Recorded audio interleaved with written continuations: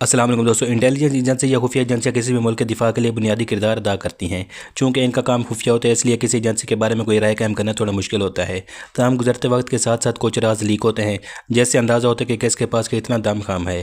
खैर, दस्तियाब मालूमात की रोशनी में हम बात करने वाले हैं दुनिया की 5 बेहतरीन खुफिया एजेंसीज़ की, जिनमें पाकिस्तान और भारत की एजेंसीज़ भी शामिल हैं। चलते हैं वीडियो की तरफ।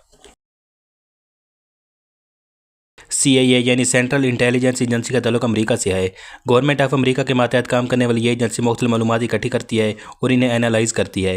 यह तमाम तर मालूमात अमेरिका के सदर के पास जाती हैं ताकि वो नेशनल सिक्योरिटी और दूसरे मामलात में बेहतर फैसला कर सके। 1947 में कायम होने वाली ये इंटेलिजेंस एजेंसी दुनिया की मशहूर तरीन एजेंसी भी है। इस एजेंसी के जासूस तमाम दुनिया में फैले हुए हैं। CIA का हेडक्वार्टर वर्जीनिया में मौजूद है। CIA के पास अपनी यूनिवर्सिटी भी मौजूद है, जहाँ ये लोग अपने जासूसों को ट्रेन करते हैं।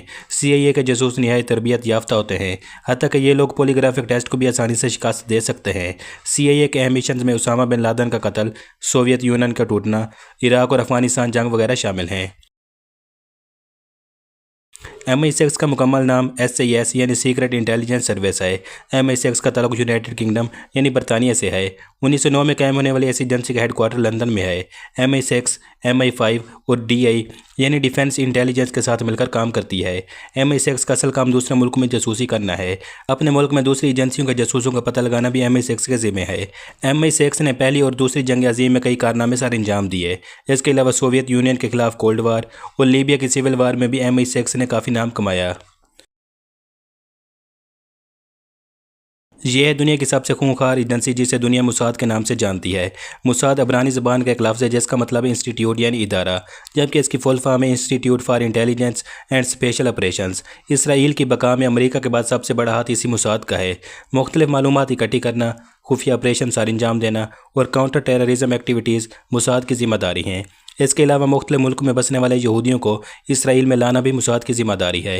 1949 में कायम होने वाली इस एजेंसी का हेडक्वार्टर तेल अबीब में है।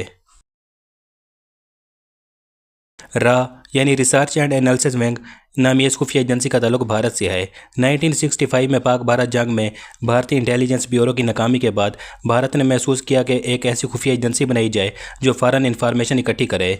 इस सिलसिले में 1968 में रा वजूद में आई। रा का हेडक्वार्टर न्यू दिल्ली में मौजूद है। अगरचे रा का बुनियादी काम दूसरे मुल्कों में जासूसी करना है, मगर अब रा काउंटर टेररिज्म एक्टिविटीज़ में हिस्सा लेने के साथ साथ भारत के न्यूक्लियर प्रोग्राम को महफूज बनाने में भी अपना किरदार अदा करती है।